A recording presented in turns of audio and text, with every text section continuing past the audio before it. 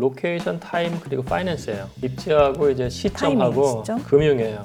레버리지 얼마큼 일으킬 수 있느냐. 그때 갭 투자라고 했어요. 학생들에게 갭 투자를 권하셨다고요? 그때 했던 친구들은 저한테 고마워해요.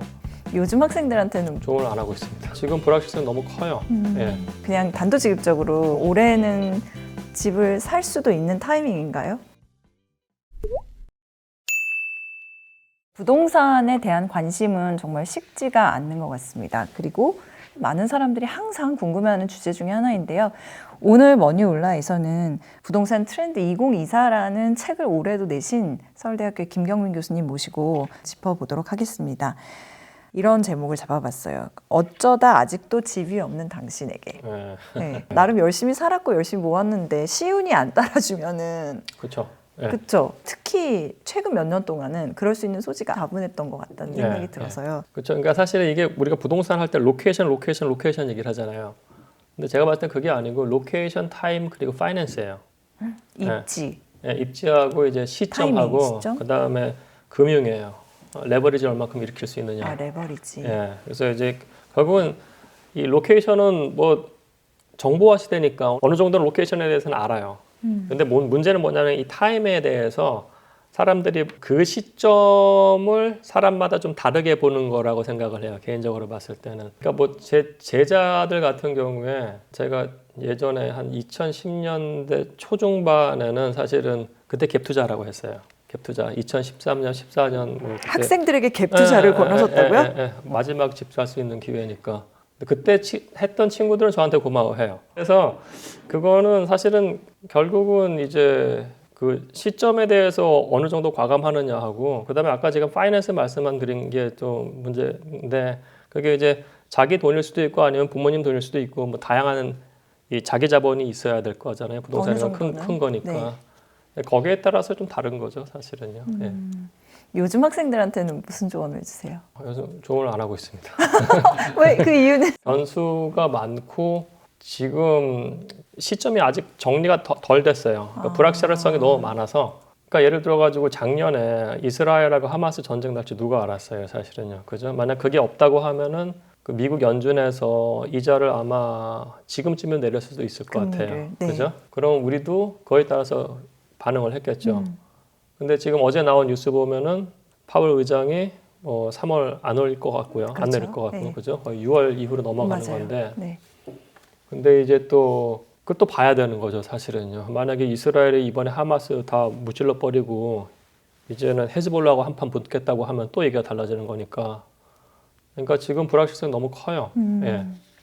그래도 분석을 전문으로 하시는 분이시니까 어떤 점들을 고려해야 될지 정도는 여쭤볼 수 있나요? 아니면 그냥 단도직입적으로 그럼 올해는 집을 살 수도 있는 타이밍인가요? 무주택자 입장에서는? 그렇죠. 저는 우선 서울만 말씀드리는 거예요.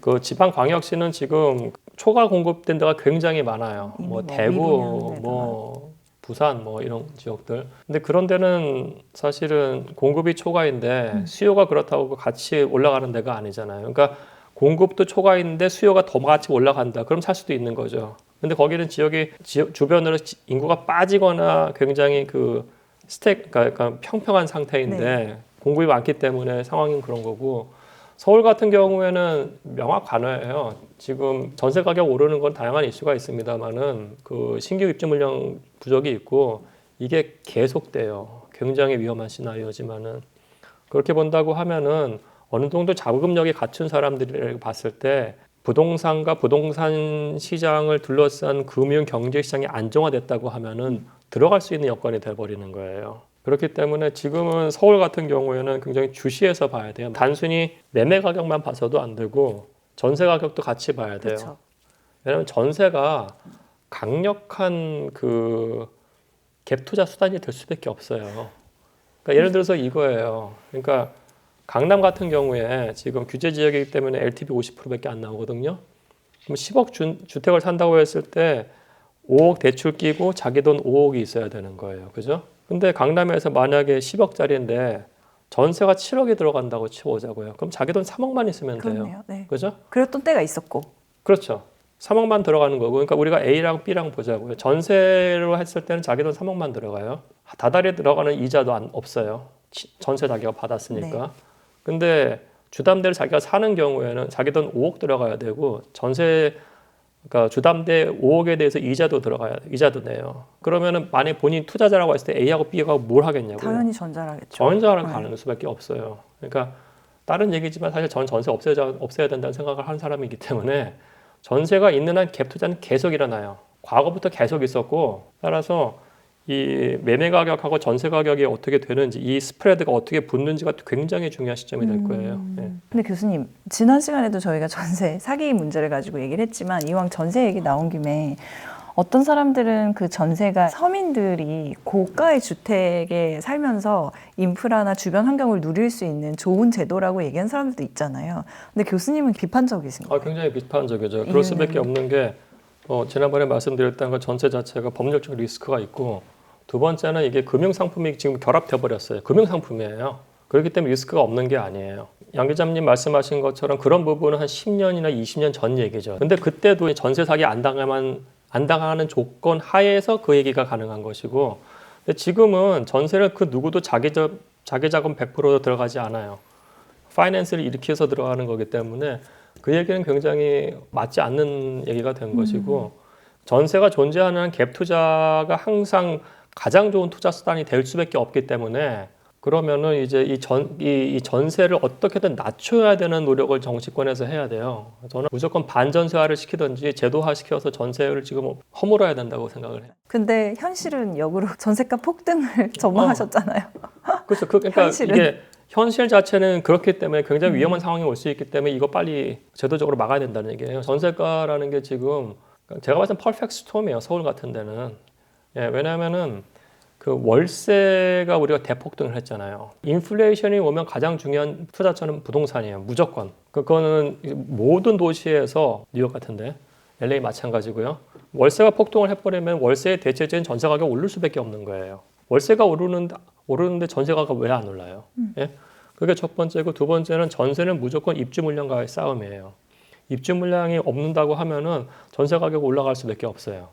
왜냐하면 요즘의 사람들은 신규 아파트에 대한 그 선호가 굉장히 세기 때문에 그 두 가지가 지금 굉장히 기폭제예요. 제가 봤을 때는. 예. 아까 이제 무주택자뿐만이 아니라 서울에 새로 진입하고 싶어하는 가구들에 대해서도 비슷한 조언을 해주시나요? 그렇죠. 첫 번째는 이 대형 평수 위주로 봐야 되는 거고요. 뭐 1000세대나 3000세대 이상.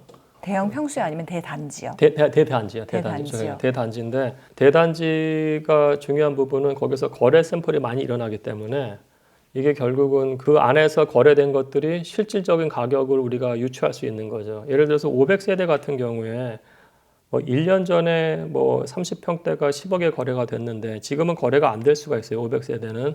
그럼 그렇다고 그게 10억이 여전히 유지되는 건 아니에요. 근데 그 옆에 있는 단지가 5,000세대 단지가 있다고 네. 했을 때 이게 10억이었는데 지금 8억이 됐다고 하면 이게 맞는 거죠. 근데 500세대 단지에 있는 분들은 거래가 안 됐기 때문에 나는 10억 받아야지라고 생각할 수가 있는 거예요. 그렇기 때문에 대형 단지 위주로 봐야 되는 거고 그리고 우리가 가구 수가 굉장히 줄어들고 있기 때문에 그렇죠. 패밀리 사이즈가 작아지고 있어서 강북에서의 주력 상품은 지금 25평대예요. 그러니까 가구의 규모. 대형 단지에서 25평대 또는 33평대를 보셔야 돼요. 그러니까 강북에서 40평대 이상 아파트 같은 경우는 거래가 굉장히 덜 일어나요. 사실 지금. 그리고 강남 같은 경우는 거의 주력이 지금 33평대고요. 강남은 조금 더 크네요. 조금 커요. 그러니까 최고가 아파트는 별개의 시장인 것이고 일반적인 사람들이 보는 관점에서 봤을 때는 대형 단지에서 주력 평형대가 뭔지를 보셔야 되는 게 제일 맞아요. 그 다음에 우리가 봐야 되는 부분들은 이제 그러니까 부동산에서 많은 연구들이 가격에 영향을 주는 요인은 무엇인가에 대해서 많은 연구를 해요. 그러면은 무조건 디폴트로 들어가는 게 업무지구와의 접근성이에요. 예를 들어서 여의도 같은 경우도 굉장히 큰 업무지구죠. 네. 우리나라 서울 같은 업무지구가 뭐 여의도, 광화문, 강남, 성수 그리고 홍대도 굉장히 큰 업무지구, 상암까지 한다고 하고 그리고 구로 가산 디지털 단지도 있고요. 그럼 업무지구가 사실은 그 퍼스트 티어는 한 3개 정도가 있고요. 그다음에 세컨드 티어 같은 경우에 한 4개 정도가 있어요. 그러면 여기와 어느 정도 근접하느냐를 우리가 봐야 되는 게 굉장히 커요. 네. 만약에 그렇게 본다고 하면은 지금 하위 시장을 구분할 때 우리가 좀 새롭게 봐야 돼요, 사실. 그러니까 강남 3구 같은 경우는 별개의 마켓이고요. 다른 지역 같은 경우에는 제가 말씀드렸던 강남이라는 업무지구, 성수라는 업무지구, 광화문이라는 업무지구, 홍대라는 업무지구, 네. 구로 가산이라는 업무지구는 다 2호선 라인이에요. 그리고 그 안에 여의도가 있어요. 2호선 라인 안에. 그렇죠. 그러니까 2호선 안과 밖이 굉장히 다른 마켓이에요. 사실. 서울이라고 하더라도. 서울 하더라도. 그리고 어떤 분은 이런 얘기를 하실 거예요. 아, 그러면 교육은, 그죠? 맞아요. 학군 문제. 학군 같은 경우는 사실 학군은 실질적으로 전세 시장이에요. 전세 시장. 예를 들어서 왕십리 뉴타운 되게 좋죠. 33평대 한 10억대 후반 할 거예요. 17억. 역삼동이 어떻게 보면은 강남 쪽에서 그나마 좀 싸요. 대치동보다 더 싸고 압구정보다 더 훨씬 싸고. 근데 역삼동은 바로 옆이 학원가예요. 역삼중학교 좋고요. 네. 그죠? 당국중학교 갈 수 있고 휘문중학교 갈 수 있고 여자 친구들 숙명하고 진성 갈 수가 맞아요. 있으니까요. 그럼에도 약간 저렴함에도 불구하고 33평대가 20억대 중반이란 말이에요. 중후반. 그러면은 이거 팔고 한 10억 갖고 일로 올 수 있느냐? 그게 아니에요. 사실은요. 결국은 왕십리 좋은 동네지만은 거기서 강남으로 중고등학교 온다고 했을 때는 그건 전세 수요인 거예요. 매매 수요가 아니에요. 그러니까 왕십리 집 그대로 두고 전세로 전세로 들어온다. 들어오세요. 그 다음에 두 번째는 뭐냐면은 우리가 1년에 고등학교를 가는 학생의 수가 10년 전에 10만 명이었습니다만 네. 지금 4만 명 수준으로 떨어졌어요. 그럼 결국은 우리가 뭐 중학교부터 고등학교까지 했을 때 한 4만 명씩 6 곱해서 24만 가구밖에 안 돼요. 1년에 4만 가구밖에 안 되는 거기 때문에 과거보다 교육 때문에 이주하는 그 수요라는 게 굉장히 줄어들었어요. 그래서 교육이 주는 어떤 영향력이라는 걸 부정할 수는 없습니다만은 그 영향력이 과거보다는 확 줄어버렸어요. 그래서 지금의 제가 봤을 때 트렌드는 업무지구 접근성이라는 게 굉장히 중요한 시대가 된 거예요. 더 중요한. 업무지구 접근성. 그리고 인구는 줄지만 1인 가구가 늘면서 가구 수는 오히려 는다라는 분석도 최근에 봤는데 그러면 더더군다나 그렇겠네요. 근데 이제 그 1인 가구는 아파트를 대상으로 한 시장은 아니죠. 오피스텔이라는 빌라 시장인 것이고 다만 이 말씀하신 것 중에서의 포인트는 뭐냐면은 우리가 세대를 봤을 때 우리 뭐 70대 이상의 시니어 세대는 뭐 대한민국 역사에서 굉장히 중요한 경제적 역할을 했음에도 불구하고 반수 정도가 기초수급자예요. 베이비부모는 제일 부자인 세대고 X세대가 그렇고 M세대하고 젠지는 제일 가난한 세대예요. 사실은. 예, 프리랜서 많고 이렇기 때문에. 근데 우리가 놓치는 부분이 뭐냐면은 이 친구들이 이제 결혼을 안 하는 게 아니라 만혼이에요. 늦게 하는데 이 MZ 세대는 사실 그래서 주로 아파트를 대상으로 하게 하는 게 아니고 오피스텔이나 빌라죠, 사실은요. 근데 이 둘이 결혼을 하는 순간 어떤 일이 발생하냐면 양쪽 집안에서 빨대가 꽂혀져요. 그래서 굉장히 강력한 층이 돼요. 자산을 행사할 수 있는 층이. 그래서 약간 번외의 분석입니다만은 이 MZ 세대들이 이제 어느 지역에서 어떻게 가구를 구성하느냐가 굉장히 중요한 포인트가 될 가능성이 높아요. 그게 막 최근에 뭐 하이엔드 오피스텔이 막 나오고 그랬던 이유인가요? 그거는 1인 가구 중에서 변호사나 뭐 이런 친구들을 대상으로 한 시장이었죠. 시장이었고. 평당 1억씩 나왔었잖아요. 맞아요. 강남에서. 막 완판되고 그랬었는데. 아니, 근데 이제 중도금 안 내고 그냥 캔슬한 경우들이 그래서 그게 PF가 터지는 거죠, 사실은요. 맞네요. 네. 그리고 이제 그 가격이면은 조금만 더 본인이 에쿼티를 만든다고 하면은 아파트를 살 수 있는 상황인데요. 강남에 있는 아파트를. 그러면은 그 초기에 들어가는 자본의 양에 따라서 좀 다르지만은 자본의 양이 조금만 더 들어간다고 했을 때 오피스텔 평당 1억하고 아파트 평당 8천만 원이라고 했으면 당연히 일로 들어가는 게 맞죠. 예. 그럼 부모의 후관까지를 업고 자금력이 막대해질 수 있는 잠재력을 가진 세대가 어떤 취향을 갖고 있다고 생각하시는지에 대한 분석도 있나요? 지금 가구를 구성하는 중이기 때문에 이 친구들이 어떤 식으로 어느 지역을 해서 이제 주택 시장에 영향을 주는지는 사실은 좀 더 시간을 두고 봐야 될 것 같아요. 다만 우리가 이 친구들이 어떤 라이프 스타일을 추구하는지를 볼 수 있는 거는 그 리테일 영역에서 나타나요. 상업시설 또는 상권 같은 데서. 네. 그래서 뭐 예를 들어서 그거죠. 며칠 전에도 신문 나왔지만은 뭐 가로수길 지고 뭐 성수동 뜨고 뭐 이런 부분들이 사실은 그 연장선상에서 반영이 된 거죠. 어떻게 보면은. 왜냐면 이 친구들이 보통 추구하는 라이프 스타일이라는 게 차별적 경험을 중요시 하거든요. 네. 그러니까 차별적 경험 공간을 가는 거예요. 가로수길은 너무 뻔한 거예요, 사실은요. 근데 성수동이라는 데는 원래는 중공업 지역으로 공장들도 있었고, 근데 공장 안에 들어갔더니 이건 갤러리라고 되면은 그건 완전히 다른 차별적 경험 공간을 제공하는 거죠. 그래서 지금 MZ 세대는 사실은 지금 리테일에서 상권과 관련된 부분들을 지금 변화시키고 있고, 이 친구들이 더 많은 수가 이제 가구를 구성하면서 아파트 시장으로 들어가는 순간 아마 약간의 변화가 일어날 것 같아요. 예. 그야말로 부동산 트렌드네요. 그렇죠. 근데 이거를 읽어야죠. 뭐 갭 투자로 자산 증식을 위해 부동산을 활용하든 아니면 내가 살 집으로 해도 사실 투자가 아예 무시될 수는 없는. 그럼요. 본인이 똑같은 투자를 한다고 했을 때 예를 들어서 10년 후에 어떤 지역은 3% 누적 성장률을 하고 어떤 데는 50%를 한다고 하면은 그 10년 후 시점에 그 지역을 못 가는 거잖아요. 그래서 이제 부동산이라는 게 사실 투자가 되려면 기본적으로 두 채가 있어야 되는 거고요. 두 채가 아니라고 했을 때 한 채를 갖고 있다고 하면은 로케이션이라는 건 정말 중요할 수밖에 없어요. 예. 그럼 교수님이 약간의 힌트를 주셨네요. 2호선 안쪽에 그렇죠. 업무지구와 각 접근성을 고려한. 그렇죠. 예, 그게 맞을 겁니다. 그 관점에서 볼 수 있는 데가 사실 마레프예요. 마포 그 레미안 프루지오 그게 이제 보면 아현역 쪽이잖아요. 아현동 쪽인데 그 5호선 라인 따라서 광화문하고 여의도 딱 중간이에요. 마레프가. 그리고 예를 들어서 경희궁자이 같은 경우에 33평대 가격이 잠실 엘리트랑 비슷해요. 엘스 뭐 리센트 투리즘하고 비슷하더라고요. 예, 근데 잠실 같은 경우에는 뭐 누구나 다 동의하듯이 학군이 되게 좋잖아요. 근데 되게 죄송한 말씀은 경희궁 자유 주변에 학군이 좋냐? 그건 잘 모르겠어요. 왜냐하면 그 건너편에 있는 여자중학교는 지금 폐교를 요청할 정도니까. 예. 따라서 지금 경희궁 자유가 보여주는 그건 그거예요. 인사이트는 학군을 넘어서는 다른 효과가 더 중요할 수 있다는 겁니다. 다른 요인이 더 중요하게 작용을 한다. 그러면 중간 정리를 해보겠습니다. 올해도 집을 사려는 좋은 타이밍일 수 있다. 우선은 이제 리서치는 계속 해라. 저는 무조건 리서치를 해야 되는 것이고 아까 말씀드린 것처럼 대형 단지의 특정 평형대 위주로 보셔야 되고 그리고 이제 제가 말씀드린 건 시점이 아니고 상황이에요. 상황. 예, 이 상황이 어느 정도 정리되는 거.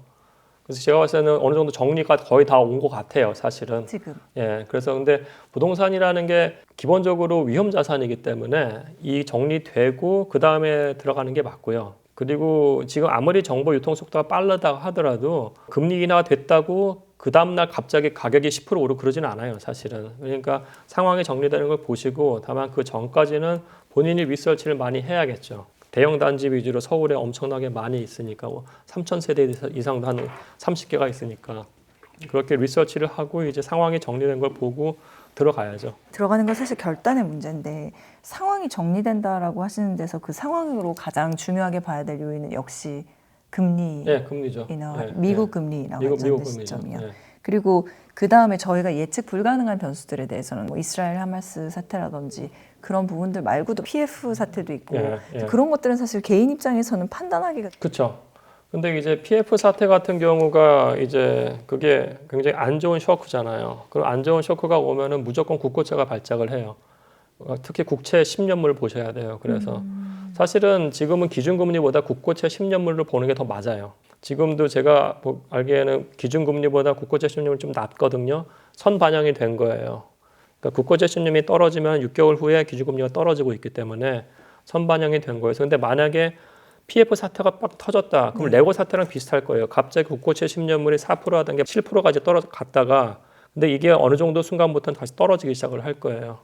그래서 이 PF 사태가 났을 때 국고채가 얼만큼 발작을 하느냐 그리고 이게 올라가는 레벨 자체가 특히 2022년대의 그 레고 사태 레벨까지 가느냐를 한번 보셔야 될 것 같아요.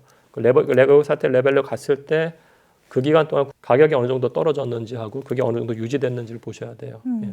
요즘 이제 막 압구정동 재건축 이슈도 나오고 뭐 한남동의 재개발 문제도 계속해서 거론이 되고 서울로 보면 재개발 재건축 시장 전망은 또 어떻게 보세요? 이런 대형 단지 위주의 재개발, 그러니까 우선은 이 압구정 뭐 재개발 또는 뭐 지금 신통이 되어 있는 뭐 대치동 미도 같은데 언젠가는 되겠죠. 언젠가는 되겠습니다만은 그 안에서 얘기 들어보면은 이제 젊은 층하고 이제 그 노인분들 많잖아요. 얘기 엇갈리고 막 해서 이게 언제가 될지는 잘 모르겠어요. 그리고 이 부분을 재배한다고 했을 때 우리가 좀 착각을 해야 되지 말아야 될 게 과거같이 뉴타운식으로 왕십리처럼 다 거대한 블록을 부시고 아파트 짓는 시대는 갔어요. 그건 거의 불가능해요. 예를 들어서 창신동 같은 경우에도 과거와 똑같이 엄청나게 거대하게 묶어버렸거든요. 그러면은 창신동 예를 들어서 이 종로 쪽에 있는 분들은 거기 건물 갖고 있는 건 정말 부자예요. 임대 수익이 굉장히 많이 나오기 때문에. 근데 꼭대기에 사는 분들은 주거 환경이 변화되는 건 맞죠. 맞지만은 그래도 이 밑에 사람들이 그렇게 반대를 함에도 불구하고 이게 다 같이 갈까? 아마 굉장한 큰 파열음이 있을 거예요. 그래서 결국은 가야 될 방향은 뭐냐면 서울시도 알고 있어요. 제가 봤을 때는 모아타운이라고 그래서 작게 개발을 해요. 그리고 제 제자 박사 논문이기도 한데 모아타운 같은 경우에 들어가는 그 모아타운은 결국은 뭐 한 100세대 정도 이렇게 조그맣게 해서 개발하는 거예요. 앞으로 이렇게 갈 수밖에 없어요. 사실은. 거대한 개발이라는 게 예를 들어서 그거예요. 신통 같은 경우에 3년 이내에 그 지역에 있는 분들의 뭐 3분의 2인가 2분의 1 이상의 동의를 받아야 돼요. 그렇죠.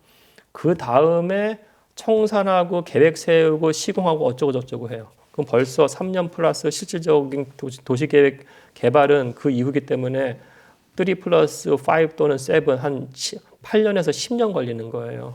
근데 이 모아타운 같은 경우에는 이것보다 훨씬 빨리 갈 수가 있어요. 그래서 주택 공급 측면에서 우리가 과거와 같이 뭐 어마어마한 단지 밀어버리고 아파트 개발해야 그 시대는 갔어요. 이거 굉장히 힘들 겁니다. 서울시에서 신통기획이라고 해가지고 묶어놓은 데꽤 있거든요. 거기 얘기 들어보면 지금은 거의 다 정지 상태예요. 예. 의견이 하나로 모아지기가 거의 힘들어요. 불가능해 가깝다. 왜냐하면 상대적으로 또 못 사는 분들이 많기 때문에 그 분담금 얘기 나오면 그때는 왜냐면 이분들 굉장히 힘들게 살던 부분인데 자기가 토지 가치가 20평이 있다고 하더라도 아파트 짓는데 지금 분담금 평균 5억 뭐 이렇게 얘기 나와요. 그분들 5억 없어요.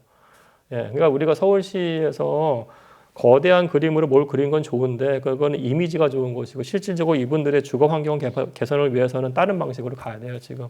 교수님께서 사회적 이슈를 짚어주시는데 제가 자꾸 투자로 아. 이 개인적인 레벨로 내려와서 그러면 무리를 해서라도 일단 지르는 게 나을까요? 그러니까 우선은 제가 봤을 때 그러니까 안정적인 거는 저는 지금 단계에서는 갭 투자예요. 갭 투자. 갭 투자. 예. 본인은 딴 데 가서 월세 사시든지 전세를 살든지 하고 그 우선은 갭 투자로 들어가는 게 파이낸스 일으키기가 훨씬 쉬울 거예요. 들어갈 때요. 예, 예. 왜냐하면은 지금 또 다른 트릭은 뭘 보셔야 되냐면은 우리가 집을 산다고 했을 때 본인 집이 10억이라고 했을 때 은행에서 파이낸스가 나오는 게 그 10억 가치에 대해서 LTV 70%에서 7억 나오는 게 아니에요. 그 10억 가치가 아니고 그 주택의 KB 주택 시세를 봐야 돼요. KB 시세요. 예, 근데 만약에 이게 10억이 아니고 11억이 된다고 하면은 KB 시세가 그 11억에 대한 70%를 해줘요. 그러니까 더 7억 좋은 7천을 해줘요. 그러니까 레버리지가 훨씬 더 일어나는 거죠. 그러니까 10억에 대해서 7억이 아니고 11억에 대해서 70%니까 7억 7천이기 때문에 이분은 기본적으로 78% LTV를 갖고 들어가 버리는 게 돼요. 그래서 또 다른 트릭은 사실은 KB 시세가 자기가 살 집보다 높냐를 좀 보셔야 돼요. 그러면은 레버리지를 지금 많이 일으킬 수가 있어요. 그러면 레버리지를 많이 일으킬 수 있는 조건, 즉 KB 시세가 내가 사려고 하는 주택보다 더 높다. 네, 그러면 얘는 이제 그 조건은 됐어요. 근데 아까 말씀하신 어떤 업무지구 접근성이라든지 이제 그런 거랑은 또 우선순위를 가늠해야 되잖아요. 그렇죠. 그거는 그래서 리서치를 하라는 거죠. 그리고 제가 봤을 때는 아마 정부에서 일기 신도시에 대해서 용적률 이렇게 인센티브가 나와버리면은 대형 단지에서 또 용적률 인센티브 줄 수도 있을 것 같아요. 예. 그러면 예. 그게 의미하는 바는? 그 가격도 올리는 거죠. 뭐 그런 대형 단지들. KB 시세를 살펴보라 그리고 갭 투자가 더 진입에 유리할 수 있다라는 네. 굉장히 실질적인 조언을 주셨는데요. 그러니까 결국 로케이션 타임 레버리지라고 봤을 때 네.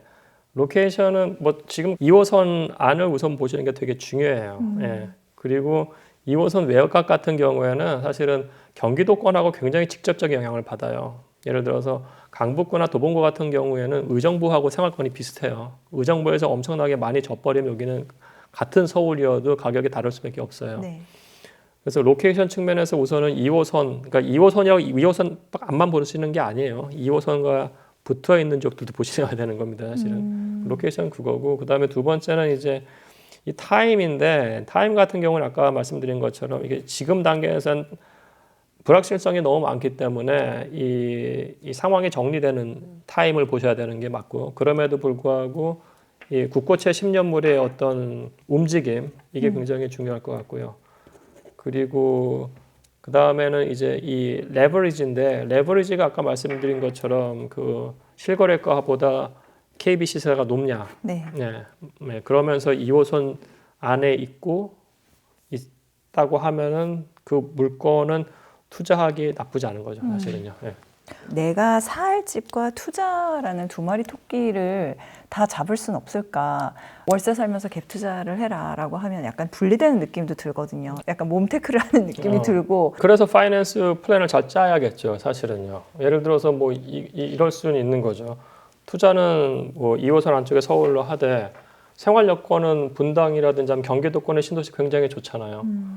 거기서 하면서 아빠가 희생하는 거죠, 출퇴근을. 왜냐면은 부동산이라는 게 이게, 그러니까 제 개인적인 생각은 뭐냐면은 지금 인플레이션이 안 끝났어요. 인플레이션의 가장 좋은 해칭은 부동산이에요.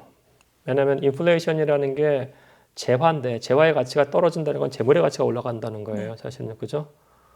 그래서 제가 틀릴 수도 있겠습니다만은 이 부동산이 여전히 높은 인플레이션 상황, 그리고 이제 지금 단계에서 경기 모멘텀이 없잖아요. 우리가 미국처럼 좋은 그 모멘텀이 있는 국가가 지금 아니기 때문에, 일본보다도 뒤처졌고, 그러면 자산의 상승 속도하고 자산 가치의 상승 속도하고 본인의 소득의 상승 속도를 봤을 때 당연히 자산 상승 속도가 높을 거예요. 그래서 지금은 상황이 굉장히 애매합니다만은 좀 이 부분에 대해서 좀 고민을 좀 하셔야 돼요.